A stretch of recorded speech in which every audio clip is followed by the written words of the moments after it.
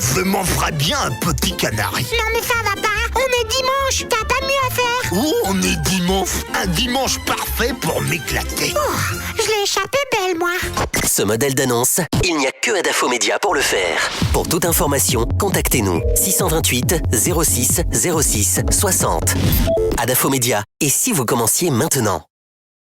C'est pas clair tout ça, hein. Sincèrement, je comprends pas le jeu de Moussa Moïse là, mais bon, qu'est-ce que ça me tienne. Allez, au lendemain donc de la présidentielle du 18 octobre 2020, Makale Camara a très vite choisi le camp de ceux qui allaient appeler à éteindre le feu. Oui, parce que l'élection a connu donc de vives tensions opposant donc les partisans des deux candidats. Arrivés en tête ou ceux de l'Union des forces démocratiques donc de Guinée. On en parle ce matin avec notre invité qui s'est déjà installé dans ce studio. Madame Makale Camara, bonjour. C'est Gracie. Bienvenue dans cette émission Les GG sur Radio Espace. Comment allez-vous, madame? Je vais bien. Voilà. Bien, allez, vous allez vous accrocher un petit peu. Voilà, Jacques, c'est plus simple, voilà. Oh, ok. Voilà. Oui. Comme les mots... Allez, Oui, c'est bon là. nous vous entendons Voilà, très bien. c'est bien là. Comment ça va? Gracie. Bien. Comment ça va? Ça va très bien, Dieu merci. Alors, depuis octobre 2020, on ne vous a pas trop vu. Et c'était votre première expérience de participer aussi à une présidentielle, demander le suffrage des Guinéens. Quel sentiment vous avez depuis cette période jusque maintenant? Est-ce que vous dites il fallait essayer? Bien sûr que je ne regrette pas d'avoir essayé. Ouais. Le sentiment que j'ai, c'est que j'ai bien fait d'avoir été là. Je compte rester là et continuer. Ouais. C'est pas parce que on ne m'entend pas que je ne fais rien. Ouais. Je continue d'implanter mon parti sur toute l'étendue du territoire. Je pense qu'il ne faut pas parler pour ne rien dire. Ouais. Et que le silence est d'or. Donc si je ne parle pas, c'est pas parce que je n'existe pas, parce que je ne veux pas exister.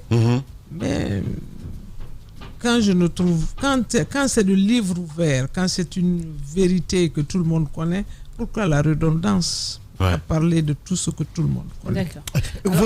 Votre engagement pour l'élection présidentielle, moi personnellement, m'a surpris pour avoir été ministre d'Alpha Condé des Affaires étrangères. C'est une femme d'État quand même, hein, mon cher Antoine. Je sais que c'est une femme d'État. Voilà. Ma question va suivre. Allez-y. Beaucoup ont été surpris, comme moi, de voir Makale dans la course pour la présidentielle. C'est qui a tout de suite fait croire que Makale désormais est opposé à Alpha Condé. Dites-nous ce qui s'est passé. Pourquoi d'abord avoir quitté le navire? Je sais qu'on vous a limogé, mais selon vous, est-ce qu'il y a eu un problème pour que vous soyez renvoyé du gouvernement? Et qu'est-ce qui vous a poussé à être opposé à Alpha Condé à cette élection présidentielle? Merci beaucoup.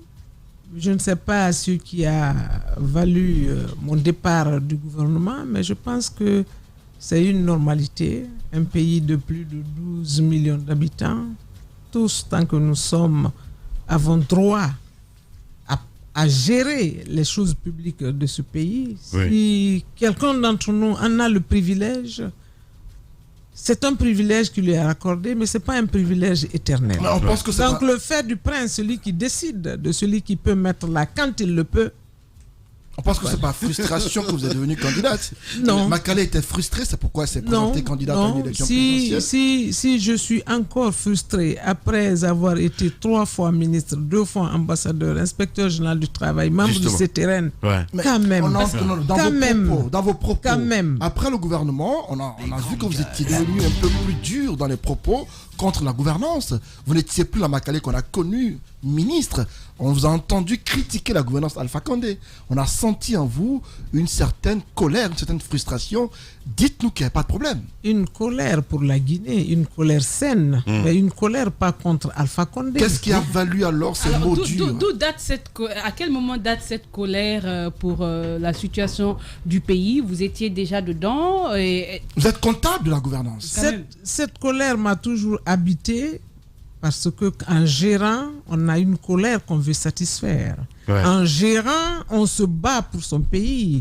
En gérant, on pense qu'on peut transformer et changer les choses. Donc c'est une colère saine pour le développement de ce pays. Donc cette colère m'a toujours habité et c'est certainement cette colère qui a fait que j'ai gravi tous les échelons que j'ai gravis parce que je le fais avec hargne, je le fais avec cœur. Je me suis engagé en politique pas parce que je suis en colère ou parce que j'ai du ressentiment ou parce que j'ai des frustrations. Je pense que mon engagement en politique est une continuation de ce que j'ai toujours fait depuis que je suis dans la gestion de la chose publique. Je me suis dit enfin, je dois faire entendre ma voix, la continuer, mais essayer de concrétiser tout ce que j'ai en moi pour ce pays. Justement, parce que vous parlez de continuité, hein, c'est très important. On le sait très bien. Vous avez servi au temps du général Lansana Conté. Antoine, s'il pose cette question, c'est de savoir justement qu'est-ce qui motive à ce qu'on puisse du jour au lendemain changer de camp, à se dire on va être opposant désormais. Parce qu'il y a beaucoup de choses. Hein. Non, beaucoup retournent là-bas. Antoine, pardon, beaucoup disent que vous êtes une candidate fabriquée de la basse-côte parce qu'on connaît un petit peu. Ben oui, je veux dire, vos accointances avec le Kuntigi de la basse-côte, vous voyez souvent ensemble. Et ça a été même dit à un moment donné que c'est elle qui vous a recommandé chez Alpha pour être ministre des Affaires étrangères. Si je me trompe, vous pouvez rectifier évidemment un peu la tire. Mais dites-nous, à la fin, on se dit, ok, parce qu'on a été limogé, je comprends très bien la question d'Antoine, ben, il y a un peu de frustration, même si vous dites non, mais c'est la normalité. Évidemment, je peux comprendre ça, vous êtes une femme d'État. Les dessous, madame, c'est ce qu'on a envie de comprendre ce matin. Il n'y a pas de dessous. Du tout. Il n'y a pas de dessous du tout. Wow. Il n'y a pas de dessous que je sache. Ouais. Je pense que je suis intéressé à la gestion de la chose publique. Ouais. J'ai même créé l'ADPD à Dubreka, l'association pour le développement. Autant de Conté, vous n'avez pas rallié l'opposition. Je n'ai pas toujours rallié l'opposition. Je n'ai rallié aucune opposition. Ouais. Je suis en train de travailler pour mon pays et je suis au milieu. Ouais. Dans mon programme de société, j'ai dit que j'étais centriste. Ouais. J'ai dit que je prenais les bonnes pratiques ici et là. Pour moi, l'homme étant la finalité, il faut mieux gérer pour pouvoir satisfaire l'homme. C'est ma position sur cette question. Il n'y a pas du tout de ressentiment. Je ne suis pas dans l'opposition, je ne suis pas dans la mouvance. J'essaie d'être au juste milieu si c'est possible. Bien. Autant de Conté, j'avais créé l'ADPD, l'Association pour le développement de la préfecture de Dubreka, parce que tout simplement, si vous me permettez cette diversion, je suis venu chez ma mère le week-end, je suis de Dubreka, ma mère y vit encore. J'ai trouvé des petites filles à la maison, je leur ai demandé pourquoi elles ne vont pas à l'école. Elle me dit, elles ne vont pas à l'école parce que ça fait 2 ans nous n'arrivons pas à scolariser nos enfants, faute d'infrastructures. Mais j'en étais outré, alors que c'était le moment où on faisait des constructions avec le Libanais, là... son nom m'échappe. Avec Aïchaba, il y avait beaucoup de constructions à l'époque et Dubreka n'avait même pas d'école. Donc j'ai réuni tous les Dubrekois, tous mes camarades de promotion pour leur dire, nous aussi nous pouvons faire quelque chose. Et essayons de contribuer à construire des écoles et nous avons fait 3 classes, nous y avons mis les enfants. Voilà comment est né l'ADPD. Donc de toute ma vie, j'ai aimé servir les autres. Et je me dis, je ne peux pas continuer de croiser les bras quand je peux faire quelque chose. Justement, parlant de communauté. Motivé à arriver en politique. Je comprends justement. Et comment expliquez-vous que vous soyez tout le temps avec le Kuntigi de la basse-côte? Parce que vous n'avez pas répondu à cette question. Vous n'avez pas posé cette question. Ah ben si, je l'ai posée. Vous n'avez pas posé. Vous avez fait une allusion et vous avez dit, si je ne me trompe. Maintenant, si vous la posez, vous avez dit le Kuntigi de la basse-côte. S'il est le Kuntigi de la basse-côte, il est mon Kuntigi. Et s'il est mon Kuntigi, je le respecte.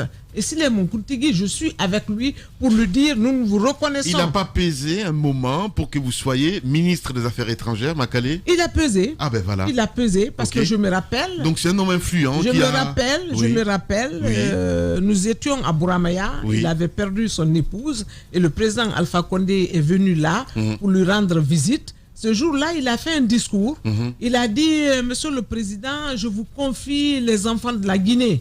De la forêt à la Basse-Guinée, je vous confie les enfants de la Guinée. Ouais. Il a cité un nombre de personnes, dont Makale Camara. Je vous confie Makale Camara. C'est une grande travailleuse, elle est respectueuse des chefs. Je vous la confie. Il l'a dit en grand groupe devant Kasseri, qu'il dit toute une population. Oui. Alors, il l'a fait. Contrairement peut-être à la perception d'Antoine, et Lamine l'a dit ainsi, d'aucuns estiment aussi que Makale Camara n'était vraiment pas une opposante, mais un élément de Alpha Condé auprès de l'opposition. Même la caution, d'aucuns disent même que la caution du FAN a été assurée par les autorités, en tout cas par le régime Alpha Condé. C'est une contre-vérité. Je ne suis pas venu en politique parce que le président Alpha Condé me l'a demandé. Je suis venu en politique parce que je l'ai voulu, parce que des citoyens sont venus à moi pour dire nous cherchons une personnalité, nous souhaitons que vous preniez notre parti politique. Bien. Et comme mes convictions recoupaient les leurs, j'ai dit oui, j'ai pris ce parti politique. Et j'affirme ici plus haut qu'ailleurs que j'ai financé moi-même ma campagne, j'ai payé ma caution et je défie quiconque. À hauteur de combien? Mais la caution, c'était 800 millions. Non, mais je parle de la campagne. Hein? Ah, la campagne, ça, c'est autre chose. Peut-être il faut demander à la Cour des comptes qui a reçu... Makale Camara, présidente du FAN, elle est notre invitée ce matin. Allez-y, mon cher. La Cour des comptes, Madame Makale, ça c'est c'est un vœu de Gascon, ça ne se fera jamais, vous le savez. Vous êtes un dinosaure de la politique, vous avez occupé beaucoup de postes, ambassadrice, ministre. Je vais vous lire une citation. Attendez, je la retrouve. Voilà, ministre, c'est une personne qui agit avec un grand pouvoir et une faible responsabilité. Quelle est aujourd'hui, Madame le ou la ministre, selon vos préférences, votre part de responsabilité dans le marasme de la gouvernance Condé et dans la crise économique qui est la nôtre aujourd'hui, mais qui, je le précise, Madame le ministre, date de décennies et aussi au moment où vous étiez aux commandes? Vous savez, c'est à vous de trouver quelle a été ma part de responsabilité. Oui. En quoi? Moi, je dirais que j'ai eu un bilan élogieux. J'ai eu un bilan élogieux. On n'est jamais mieux servi que par soi-même. Que par soi-même, cher ami. J'ai un bilan élogieux parce que j'ai pu grimper les échelons.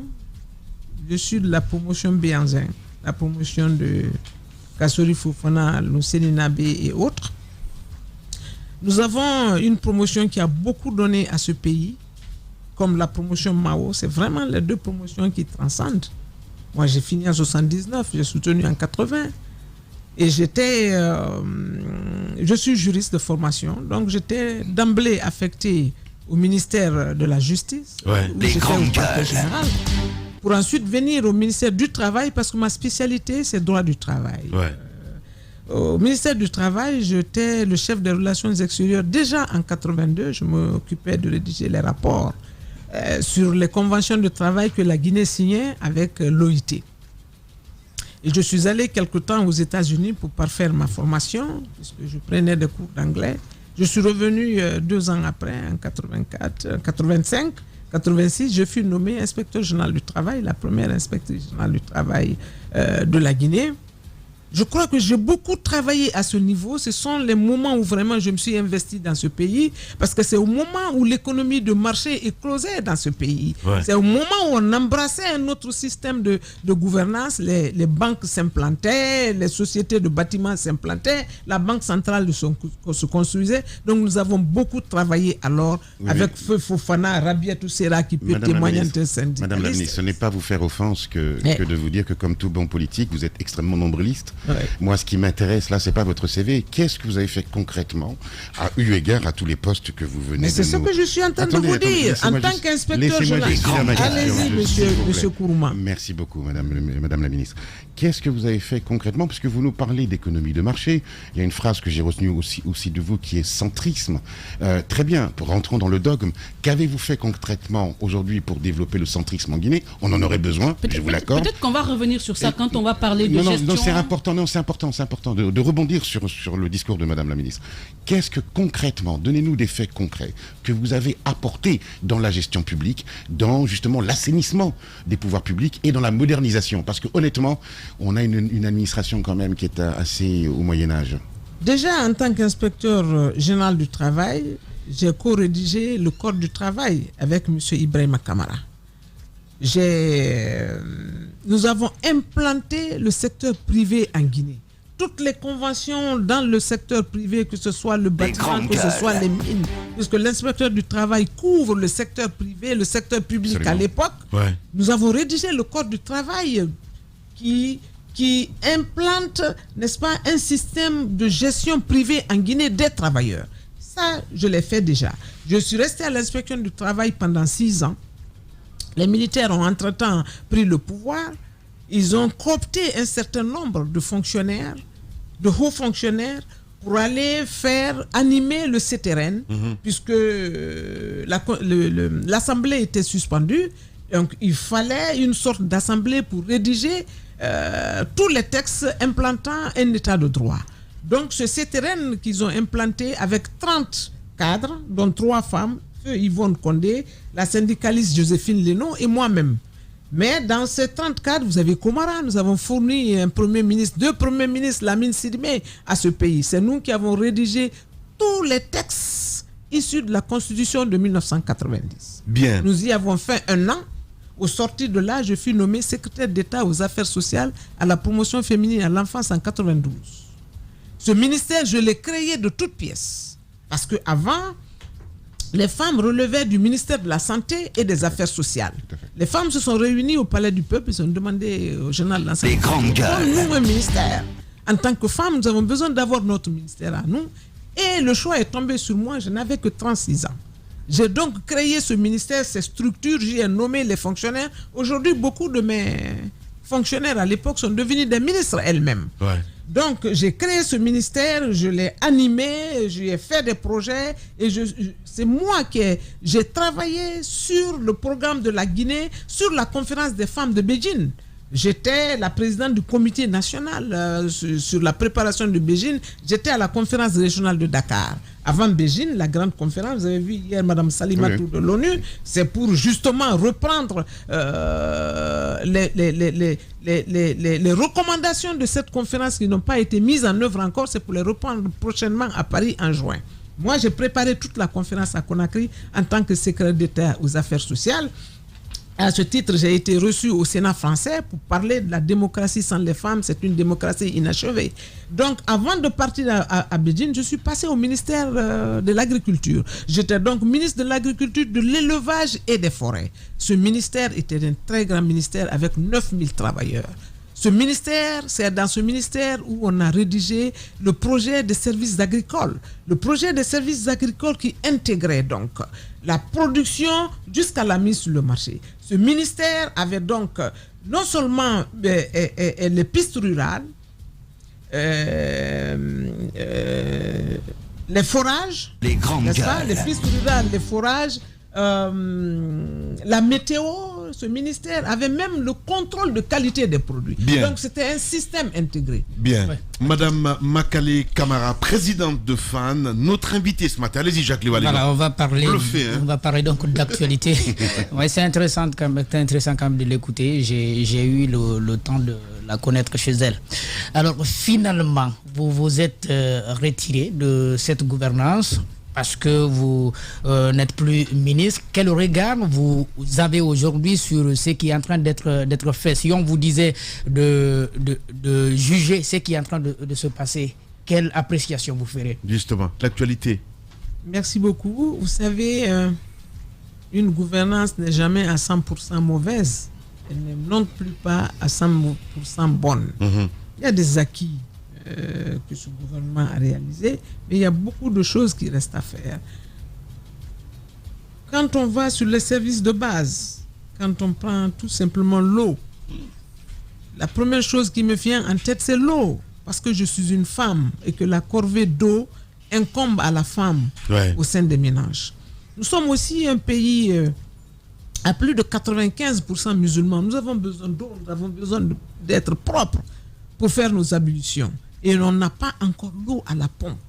Et quand je vois les sommes mirobolantes dont on parle que le FMI, la Banque mondiale, est investi dans le secteur de l'eau, et nous en sommes là encore. Moi, j'habite Mnongo, dans le bas-fond là-bas. On appelle là-bas Sahara. L'eau n'y arrive pas. Quand je construisais cette maison, il y avait de l'eau, mais maintenant, l'eau n'y arrive pas. Chacun fait son forage, son puits, comme il le veut.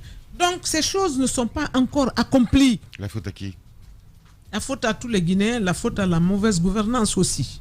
c'est sûr. Les grandes gueules. L'eau, l'électricité, les routes. J'habite Dubreka, qu'on qualifie de Grand Conakry. Parlons-en. Quand je vais aller voir ma mère, c'est la croix et la bannière. Peut-être que ce qu'on veut comprendre exactement, c'est votre lecture des initiatives présidentielles ou gouvernementales. Quand on prend aujourd'hui le secteur de l'électricité, il y a coupure d'électricité à maintes endroits, à maintes zones, dans beaucoup de zones en Guinée aujourd'hui. Le président, il a investi de l'argent. Par moment, on a parlé de la gestion. Pour vous qui avez été au sein de l'administration, d'où viendrait le problème? Le problème viendrait des hommes, je le dirais. Ce pays est très mal géré. Avec un grand H, évidemment. Oui, hommes et femmes, s'il vous plaît. Merci. Merci pour la précision. Je me suis senti visé, donc merci pour la précision. Non, ne soyez pas visé. Quand je dis homme, c'est avec grand H. Les fonctionnaires que nous sommes dans ce pays n'ont pas très conscience de leur rôle. Moi, je suis arrivé, par exemple, au ministère des Affaires étrangères. J'y ai institué la levée des drapeaux. La levée des couleurs le matin. J'ai été critiqué, mais M. Prampoki, elle croit que nous sommes à l'école primaire. Mais non, je voulais redonner le sens du patriotisme guinéen. Le matin, regarder ces couleurs se lever, nous dire c'est notre souveraineté, il faut y prendre garde. Et finalement, les gens y ont pris goût. Il m'est arrivé moi-même d'arriver en retard. Je trouve que les drapeaux sont levés. J'arrive en courant comme ça. Ils sont en train de lever les couleurs. J'ai apprécié cela. Et c'est à partir de là aussi où les gens, les petits gens... Donc vous parlez du civisme. Les petites mains, les plantons, les secrétaires, c'est là où ils pouvaient m'aborder pour me poser les problèmes. Parce que quand la journée commence, elle est infinie au ministère des Affaires étrangères, mais autour du mât, ils pouvaient venir me parler, je les prends par la main avant d'arriver au bureau, j'ai résolu tellement de problèmes. Et des fonctionnaires qui ne s'étaient pas rencontrés depuis combien de temps se redécouvraient autour... Le Guinéen a besoin d'être rééduqué. C'est un blanc qui l'a dit ici à notre grande télévision. Il s'agissait de Jean Petit Pierre à l'époque de la communauté française. Il a dit le Guinéen est déséduqué. Ça nous a fait mal. Il a raison. Il faut qu'on ait le sens de la Guinée, le sens du patriotisme. Du patriotisme, le civisme, vraiment, du civisme, le sens de la nation. Madame Camara, ça nous manque beaucoup et c'est ce qui fait que on n'arrive pas à mettre en œuvre tous les programmes. La situation est tellement critique que ce serait peut-être assez facile de dire le problème c'est les Guinéens, ce sont les Guinéens dans l'ensemble. On a un président de la République, on a une équipe gouvernementale qui ne joue pas son rôle. D'après vous, est-ce celui-ci, le président de la République, est-ce que vous pouvez nous dire qu'il a échoué à fédérer les forces, qu'il a échoué à prendre les bonnes décisions? Je ne dirais pas qu'il a échoué, mais il n'a pas réussi en tout cas. Donc ça c'est l'échec. Il n'a pas réussi encore à mettre en osmose ses compétences. Parce que si vous n'avez pas la main libre pour travailler dans votre propre secteur, si vous n'avez pas les financements conséquents, le budget, le simple budget de fonctionnement pour faire travailler votre ministère, c'est difficile d'engranger les résultats. Quand moi je suis arrivé au ministère des Affaires étrangères, par exemple, la simple valise diplomatique était stockée pendant des années parce qu'on doit de l'argent à DHL et que le budget n'était pas là pour les honorer. Il a fallu immédiatement que je mette en place un système B d'informatisation pour envoyer par courrier électronique des courriers aux ambassadeurs afin qu'ils puissent réagir rapidement. Et chaque fois que je vois un ambassadeur ou en tout cas un travailleur des affaires étrangères en vacances ou en mission, je me pressais de lui donner la valise diplomatique pour que ça aille. Le président nous adressait des lettres de vœux de fin d'année, on ne les lavait jamais, les ambassadeurs ne les recevaient presque au cours de l'année parce qu'une valise diplomatique ça coûte beaucoup d'argent. L'essentiel de la diplomatie est géré à Sékou Touré, vous voulez nous dire? Ça, c'était pas la diplomatie, ça, c'était le fonctionnement. Le fonctionnement, tout simplement. Parlons justement. Mais pour que l'essentiel de la diplomatie soit géré à Sékou Touré, c'est ça la normale. Le ministre des Affaires étrangères, le ministère des Affaires étrangères ailleurs relève directement de la personne du chef de l'État. Parce que c'est un ministère dévoué au chef de l'État qui est responsable des affaires étrangères d'un pays. Tous les courriers que vous recevez là, ce sont des courriers des présidents, ce sont des courriers des Nations Unies, ce sont des courriers des institutions internationales pour le président, pour le gouvernement, pour qu'il réagisse tout de suite. Bien. Donc ce ministère doit être dédié au président et fonctionner avec lui en tandem. Tout ce qui vous arrive là est tellement urgent que c'est une masse de courriers que un jour c'est Khalil qui dit au gouvernement, à un conseil de ministres, Khalil Kabal actuel. Le travail titanesque qu'elle fait, oui, le travail titanesque qu'elle fait, je ne suis pas capable de le faire. Ouais. Tellement le courrier est volumineux, mais ce qui rend le courrier terrible, c'est qu'il est volumineux et urgent. Ouais. Vous avez des envoyés spéciaux qui doivent arriver demain pour voir le chef de l'État. Il faut que vous traitiez de cela tout de suite et que vous informez le chef d'État, les services diplomatiques pour que tout soit réglé avant qu'il ne soit là. Justement, cette urgence fait que le niveau du boulot est très élevé. Justement, vous avez été ancienne ministre des Affaires étrangères. Parlons-en justement en ce qui concerne ces relations entre la Guinée, la Russie et la Chine aujourd'hui. On voit très bien que le président est très amer avec les Français. Entre autres, nous de loin, tout ça, on se dit, mais il y a des choses qui ne collent pas à la fin du compte. Parlons vrai ce matin. Quand je dis parlons vrai, pas de langage diplomatique, Madame Makale, parce qu'on sait très bien, on peut éventuellement dire la vérité, mais quand c'est diplomatique, ça ne peut pas pincer. Ahmed Kourouma le sait bien de quoi je parle. Touchons la plaie un petit peu. D'où vient le problème aujourd'hui, Madame Makale? Quel problème? Entre la France et la Guinée. Est-ce que vous avez l'impression que le président tourne le dos un tout petit peu à la France? À la France. Et comment vous comprenez ce choix? Justement. Plus généralement à l'Occident. Non, l'Occident, il y a la Russie quand même, on est très bien. Non, l'Occident, c'est l'Amérique et la France. Est-ce que c'est De Gaulle qui a dit que les pays n'ont pas d'amis, ils ont des intérêts? Où sont les intérêts de la Guinée? Vous savez que nous avons beaucoup travaillé avec la Russie de la Guinée socialiste, et que nous avons des intérêts avec eux et que nous devons diversifier nos intérêts. J'étais étonné un jour quand j'étais ministre de l'Agriculture. Je suis allé au département de l'agriculture aux États-Unis. Là, c'est la diplomate qui parle. Aux États-Unis. Mais si c'est la diplomate qui parle, j'étais allé au département. J'étais allé au département de l'agriculture à Washington. Oui. Et j'étais devant le ministre de l'agriculture qui s'appelle State Department of Agriculture. J'étais en train de dire, venez investir en Guinée. Nous avons 6 millions de terres cultivables. Nous attendons tout le monde, la technologie. Quand j'ai fini mon baratin, il m'a regardé, il m'a dit, mais vous, c'est pas avec la France? J'ai dit, non, mais quoi avec la France? Nous sommes un pays indépendant, un pays souverain. Aujourd'hui, je me rends compte que cette question de précaré n'est pas tout à fait finie. Parce que chaque fois qu'on essaie d'aller un tout petit peu à la marge, on nous dit, revenez là, revenez avec nous parce que vous êtes avec nous. Il y a un moment où il y avait beaucoup d'afro-pessimistes autour de l'Afrique et que la France elle-même s'était détournée de l'Afrique. Absolument. Et c'est à ce moment où la Chine a profité, n'est-ce pas? Et notamment avec ce fameux article de The Economist. Mais bien sûr. Je me souviens que vous en avez parlé. Mais bien sûr. Exactement. Et c'est à ce moment où la Chine a profité pour venir occuper une place presque vide. La Chine, les États-Unis ont essayé de frayer avec nous. Maintenant qu'on a des intérêts grandioses, des intérêts économiques avec eux, je pense que ça ne devrait frustrer personne. Si, un petit peu, parce que quand on regarde un petit peu, je veux dire, la Russie, c'est pas un exemple parfait quand même en ce qui concerne la démocratie, ni la Chine, madame, vous êtes d'accord avec nous? On parlait d'économie, on ne parlait pas de démocratie encore.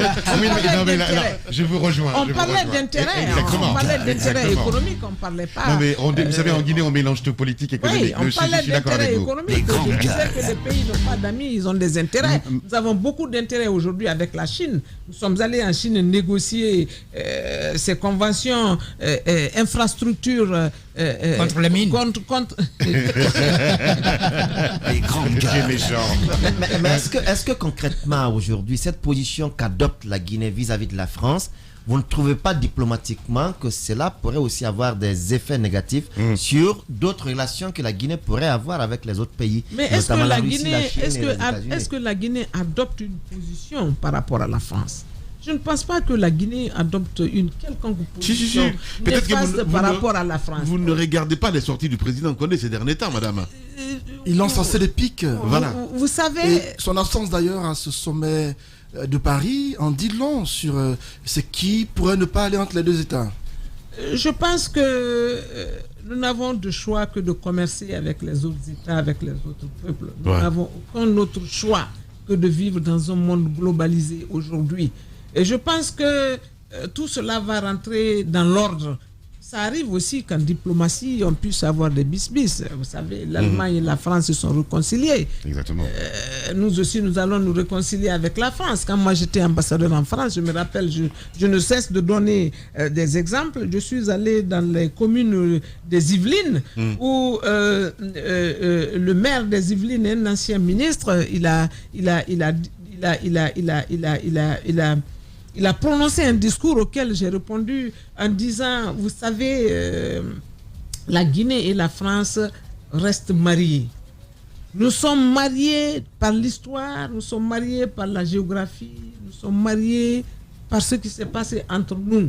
Nous sommes des mauvais maris et femmes, mais nous restons mariés quand même. Faisons en sorte que ce mariage-là puisse fonctionner pour vous et pour nous. Parce que j'avais constaté, par exemple, en France, on donne, en donnant des cours dans les écoles sur les colonies, on parle de toutes les autres colonies sauf de la Guinée. Ouais.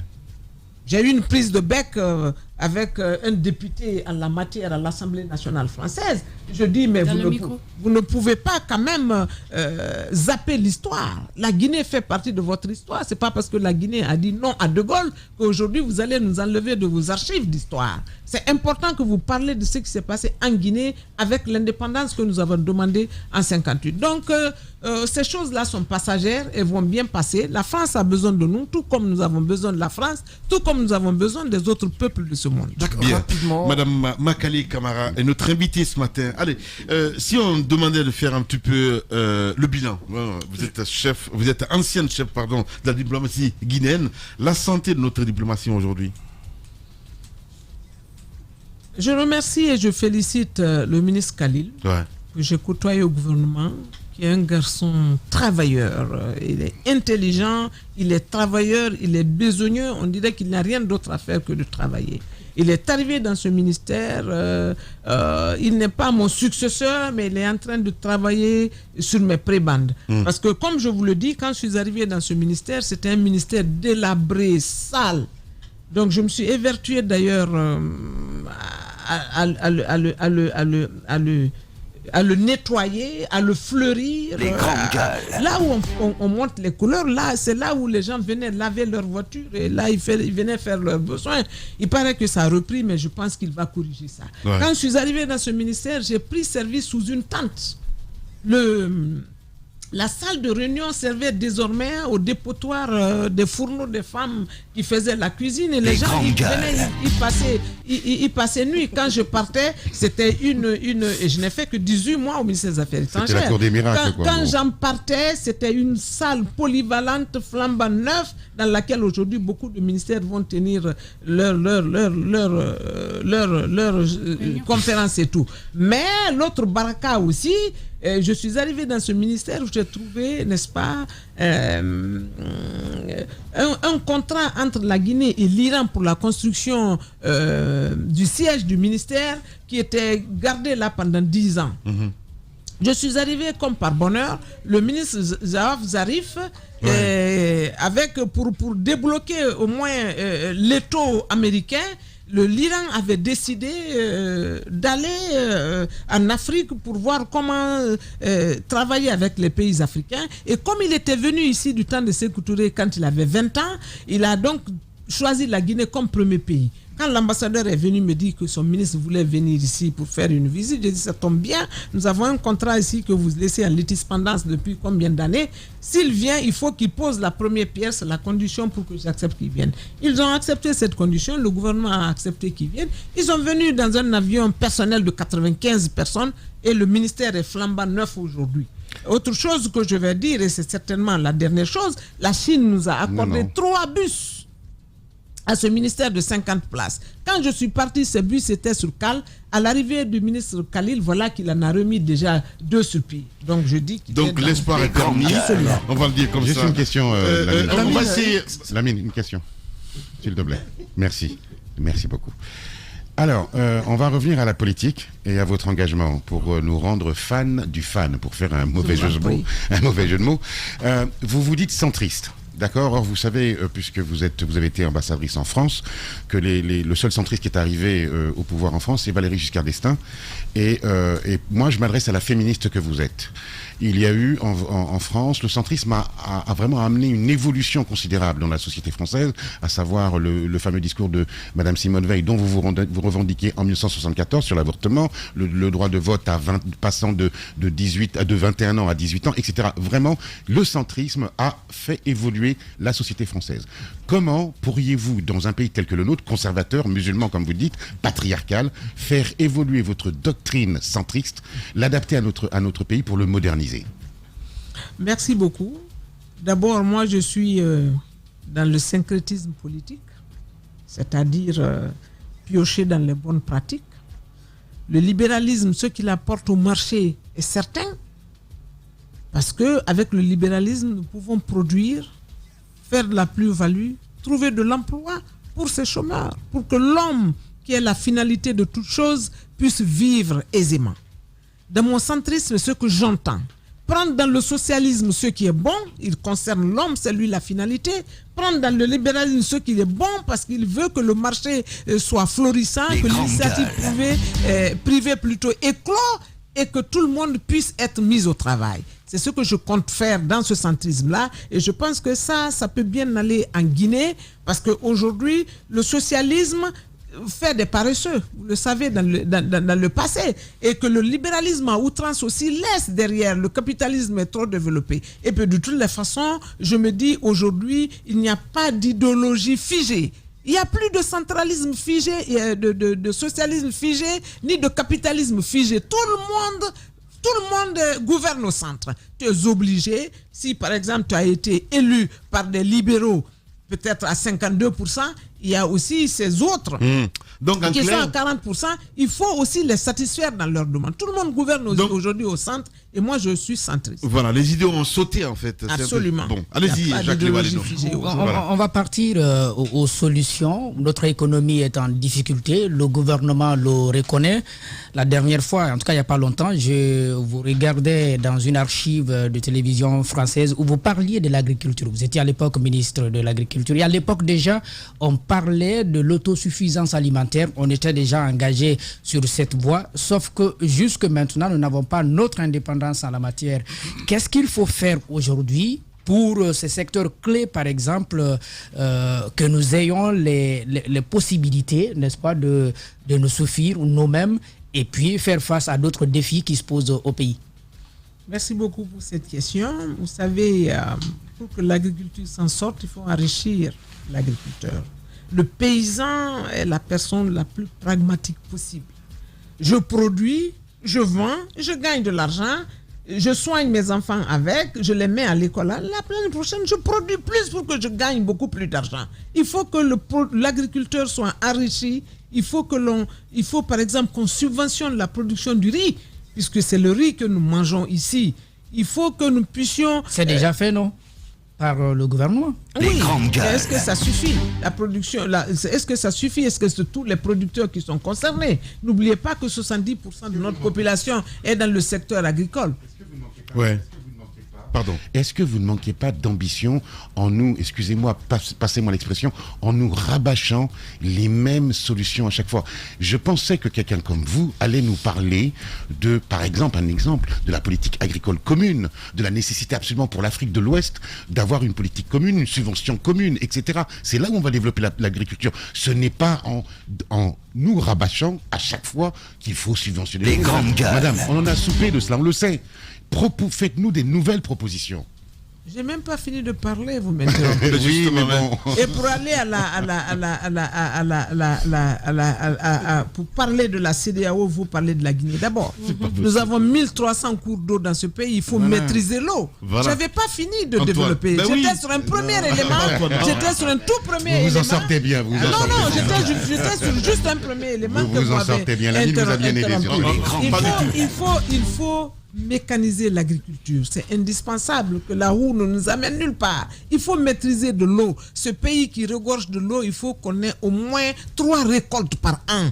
C'est indispensable parce que quand on a maîtrisé de l'eau, on peut cultiver comme on veut, quand on veut. Moi-même, je suis agricultrice. Ouais. J'ai une plantation dans laquelle j'ai mis beaucoup de choses. Pour ton information.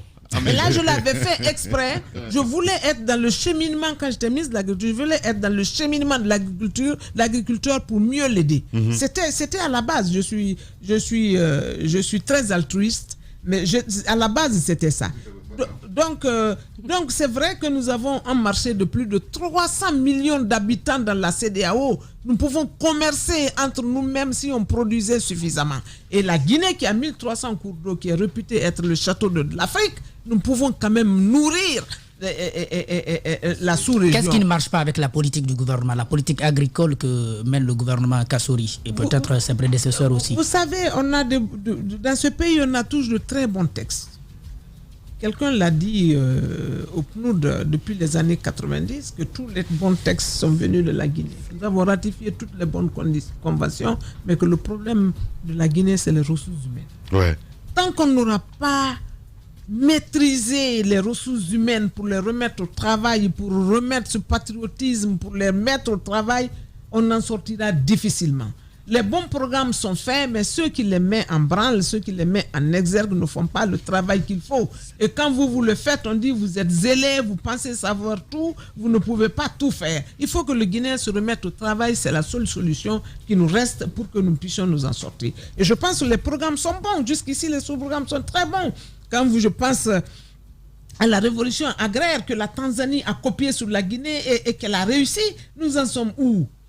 C'est toujours le Guinéen qui ne fait pas le boulot qu'il faut. Il faut que dans ce pays-là, on mette ceux qui peuvent faire le travail, l'homme qu'il faut à la place qu'il faut. On le dit, mais on ne le fait pas assez. Bien. C'est ce qui se passe là. Voilà, Madame Makale Camara est notre invitée ce matin. On passe à cette autre rubrique. Les grandes gueules. La minute, oui ou non. Un feu roulant de questions avec une seule réponse possible. Oui ou non. Langue de bois, s'abstenir. Elle en a parlé ce matin. Notre invitée, Madame Makale Camara, présidente du FAN, évidemment avec nous dans ce studio. Jacques Liwaleno, oui ou non? Madame, vous répondez par oui ou par non et derrière, vous allez avoir évidemment quelques minutes. Oui ou non, en ayant pris part à la présidentielle de 2020 et en ayant très tôt décidé de ne plus réclamer, vous aviez conscience que le président Alpha Condé était votre homme et donc il ne fallait pas le fâcher. Oui ou non? Non. Non. Voilà. Mafoudia. Alors, oui ou non, appartenir à une équipe gouvernementale, c'est difficile de pouvoir... comment je vais appeler cela? C'est difficile de parler des méfaits, mais que là, vous vous retrouvez à ne... Ouais. Je comprends. En fait, c'est difficile de critiquer. C'est difficile de se critiquer soi-même. Ouais, c'est ça. Je ne me sens pas du tout. Oui ou non, c'est difficile de s'auto-critiquer. Il faut s'autocritiquer, oui. Oui. Allez-y, Daouda, allez-y.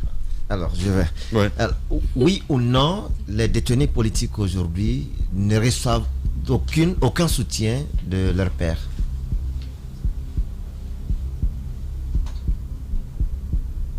Oui, nous sommes allés les voir, non. Ok. En tant que cabinet du chef de file de l'opposition, nous sommes allés les voir dans les prisons. Nous les soutenons. Ils ne sont pas à leur place. Il faut qu'ils sortent de là. Bien. Antoine Kourouma. Madame Makale, quand vous étiez ministre des Affaires étrangères, on vous a accusé de clanisme au sein du département. Vous étiez parfois mal avec votre secrétaire général.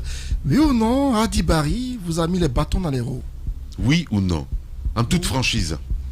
Le clanisme, jamais. Ouais. Et Hadi Bari. Mais Hadi Bari m'a mis les bâtons dans les roues. Voilà. Ah, c'est vrai. Ouais.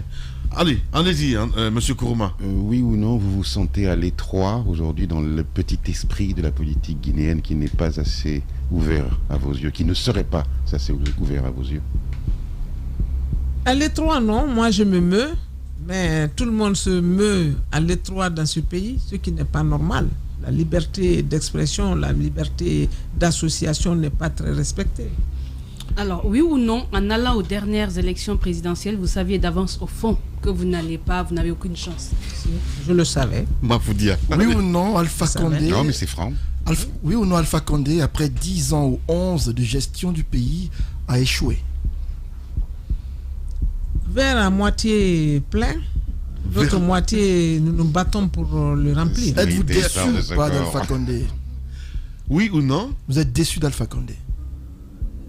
Pas déçu, mais je l'engagerai à changer le mode de gouvernance parce que nous sommes dans un état de droit. La loi est claire, la Constitution a des permissibilités pour l'ensemble des habitants de ce pays. Il faut qu'ils puissent avoir cette permissibilité. Oui ou non, vous haïssez la fainéantise du Guinéen? Oui, vraiment, vraiment.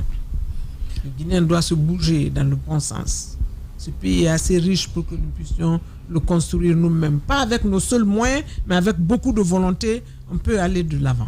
Oui ou non, la Guinée est aujourd'hui le pays au pire dans le cadre des droits de l'homme? Au pire, non. C'est pas possible. Non. Soyons le pire. Bien. Mais nous avons beaucoup régressé. Voilà. Allez, on va revenir dans un instant, forcément la prolongation à suivre avec notre invité ce matin, le temps du top, et puis on revient. Radio Espace, Espace TV, les grandes gueules, la prolongation. La prolongation, évidemment, avec notre invité ce matin, mesdames et messieurs, qui n'est autre que Madame Makale Camara. Elle est présidente donc du FAN. Avec elle, on continue évidemment le débat avec cette autre rubrique. Les grandes gueules. Le jeu des photos, une perception, une idée, un mot, pour définir un leader d'opinion, une personnalité politique guinéenne. Voilà, madame, nous allons vous proposer quelques personnalités et vous allez nous dire un petit peu ce que vous pensez de ces personnes. Et puis derrière, peut-être vous adresser évidemment aux militants de votre parti, FAN. Allez-y, Jacques Levaleno. Votre homonyme, Makale Traoré. Une ex-candidate comme moi. C'est tout. Quelle perception vous avez de sa personnalité? Oui. Ex-candidate comme elle, c'est tout. C'est quand même sérieux comme réponse, hein? Madame. Si, mais quand même, elle peut. Hadi Bari. Non, mais sur Makale. Mais s'il te plaît, Antoine, quand même. Voilà. Ben oui. Là, il y a des non-dits. Il y a des non-dits. Il y a des non-dits. Madame. La réponse est sèche. Madame Kamara. Madame Kamara. J'essaie de calquer sur ce qu'elle a dit sur moi dans ce studio, c'est tout. Qu'est-ce qu'elle a dit? La même chose. Mais alors, qu'est-ce qui se passe? Non, rien. Parce qu'il y a quand même cette solidarité qu'on clame tout le temps, hein, nous les femmes. Hein. On a travaillé ensemble dans la société civile, hein. On est membre du FAM, de la COFIG. On a beaucoup travaillé ensemble. Hein. Est-ce que ça veut dire que les deux Makale ne s'entendent pas aujourd'hui? Non. On se parle bien. Quand j'ai des décès, elle vient, elle contribue, elle est là. Et de même. Mais pourquoi cette réaction sèche quand même? Non, mais j'ai dit une ex-candidate comme moi. Je ne sais pas. Bon, ok. Il ne faut pas m'amener à dire ce que je... Il ne faut pas la blâmer. C'est une réponse du berger à la bergère. C'est tout. Voilà. Le silence est une réponse. Parlons justement. Madame Martine Condé. Une grande dame qui a bien géré le HAC ou la HAC, la haute autorité de la communication quand elle était là. Hadi Bari. Hadi Bari, bon, un fonctionnaire aujourd'hui du ministère de la Coopération. Jacqueline, l'ancienne ministre de l'Agriculture, Sultan. Jacqueline, c'est un cadre avéré qui avait aussi bien géré le ministère de l'Agriculture. Mariam Seguipa. Rien à dire. Kassori Fofana. Un condisciple, même promotion, le premier ministre de la Guinée. Tibou Camara. Tibou Camara, un grand journaliste, un grand écrivain. Moustapha Naïté. Moustapha Naïté, un jeune aux dents longues qui va aller loin lorsqu'on lui donnera la possibilité d'y aller. Gassama Diaby. Gassama Diaby est un grand monsieur qui a beaucoup de cœur et qui aime beaucoup ce pays. Je souhaite dans un monde futur le rencontrer et travailler avec lui. Damantan Camara. Damantan, un ancien collègue du gouvernement. Voilà. Mohamed Saïd Fofana. Un ancien premier ministre. C'est le Dalin Diallo. Cellou Diallo, un grand opposant, tenace, perspicace, qui tient comme il peut. Voilà. Et cette image qui nous vient en tête à chaque fois, quand... Ousmane Ba, c'est mon chéri. Antoine, t'es un danger. T'es un danger. T'es un danger. On se souvient de cette image où vous étiez en colère parce que vous étiez allé voter, madame. Et évidemment... Quelle histoire. Mais quelle histoire. Non, c'est important qu'on revienne là-dessus. Qu'est-ce qui s'est-il passé? Je disais tout de suite une femme d'État, et puis vous retrouvez là, devant les caméras du monde, en colère. 3 jours, j'étais avec le chef du quartier pour retrouver ma carte impossible. Alors que je suis allé me faire enregistrer avec mes enfants, toutes les cartes à la maison sont arrivées sauf la mienne. Oui. 3 jours, on a cherché la carte, on ne l'a pas trouvée. Alors je suis allé juste pour voir si je pouvais voter. Parce qu'en tant que candidat, quand même, je ne pouvais pas être frauduleuse. Je pensais que la loi me permettait quand même de Donc, voter. en sachant que vous n'avez pas de carte, vous vous êtes dit, mais non, je suis allé avec ma carte de 98, alors que M. Kaba est venu mentir à la télé pour dédouaner la CENI. Que je ne suis pas recensé depuis 2015 à Paris. J'ai quitté Paris en 2011. Donc j'ai participé à toutes les élections qui ont suivi jusqu'en 92. Vous pensez qu'on a caché votre carte? Je ne sais pas, on ne l'a pas retrouvée. Comme des milliers de Guinéens d'ailleurs. Je n'étais pas seul dans le cas. Il y a beaucoup de Guinéens qui n'ont pas retrouvé leur carte. Beaucoup de Guinéens. Bien. Allez, en 2026, Makale Camara, présidente de la République de Guinée, je le souhaite de tout mon cœur. Merci mon enfant. Cette caméra vous appartient, maman. Et vous allez vous adresser évidemment aux militants et aux militantes évidemment de votre parti, FAN. Chers militants et sympathisants du parti FAN, vous savez que le parti FAN est le parti des femmes et des enfants. Nos enfants sans emploi aujourd'hui, à qui nous souhaitons une occupation saine dans ce pays, parce que futur de la Guinée, c'est eux qui doivent construire ce pays. Les femmes, moitié du ciel, plus de 52% de la population, toute démocratie sans nous est une démocratie inachevée. Tout développement avec notre poids démographique qui exclut les femmes, il n'y aura pas de développement en Afrique en excluant les femmes. Votre parti, votre grand parti qui est implanté jusqu'à 5 ans, il est vivant, il est là. Je vous dis, tenez bon la route, impliquez-vous, massivez, allez recruter les gens autour, parce qu'en 2026, ce pays sera gouverné par une femme qui s'appelle Adja Makale Camara. Bien. Bonne fête. Merci beaucoup, Madame Makale Camara. Et comment expliquez-vous que votre mari ne vous a pas soutenu en ce qui concerne les élections présidentielles? Vous savez, nous sommes un couple d'intellectuels. Ouais. C'est vraiment une bénédiction de nous avoir ensemble pour ce pays. Donc, si nous avons des idées divergentes, moi, je ne le condamne pas de ne m'avoir pas soutenu. Il est avec son grand frère Alpha Condé et moi, j'ai voulu créer mon parti pour que la voix des femmes compte. Donc, peut-être un jour, on se retrouvera. Ouais, bien sûr, pourquoi pas. Allez, c'était difficile. Juste pour la première, excuse-moi Antoine, excuse-moi. Juste pour la première fois, je vais me permettre de vous poser une question personnelle. On vous dit volcanique. Est-ce que, oui, très colérique, très volcanique, est-ce que cela est compatible avec la fonction que vous briguez pour 2026? C'est Mafoudia, quoi. C'est la mascotte, oui, ça. C'est la mascotte. C'est des voilà. volcaniques, c'est des voilà. Est-ce que cela est compatible avec la future fonction présidentielle que vous briguez pour 2026? Et bien sûr, ça va faire avancer les choses. Partout où j'ai été, j'ai tiré la charrue avec Wou et Dia. Voilà. Et ça a marché. Allez, la dernière question peut-être c'est par rapport à Dubreka, votre Dubreka natal qui est défiguré. Dubreka qui aujourd'hui est méconnaissable au regard des bulldozers, des machines qui sont entrées en action, qui ont complètement dévasté la déventure de Dubreka. Dites-nous quel regard vous portez sur l'action gouvernementale, sur le déguerpissement dans Dubreka. C'est vrai qu'on ne m'a pas entendu sur la question parce que je suis dévasté. Je suis personnellement concerné. Mon père, qui était infirmier des grandes endémies, a construit la première pharmacie privée de Dubreka. Pour nous, c'est une relique. Ce sont les souvenirs que nous devons garder. Et voilà qu'ils sont venus ramasser cette maison de moitié et toutes les autres maisons que j'ai connues depuis petite fille. Dubreka est une ville très bien lotie. n'est-ce pas, où les caniveaux sont dallés et tout, et les poteaux sont derrière les caniveaux. Je ne sais pas pourquoi on est allé défigurer une ville comme ça, où tout était en ordre. Pour arriver à Dubraka, c'est des problèmes, mais une fois à l'intérieur de Dubraka, tout est clair, tout est net, tout est bien loti. Je n'ai pas compris. J'étais tellement sidéré que j'ai préféré me taire parce que je suis meurtri.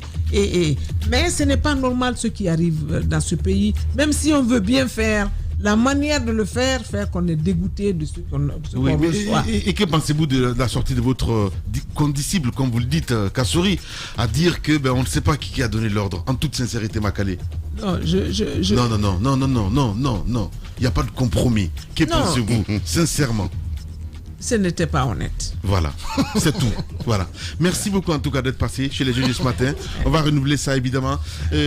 Jacques, on l'apprend, hein, oui. Amadou Djoulde Diallo qui est libre. Amadou Djoulde Diallo qui est enfin libre. En tout cas, il y était en tout cas pour des raisons que nous ne connaissions pas, puisque tout était fait pour qu'il soit libéré. C'est-à-dire, même s'il était condamné, il allait être libéré.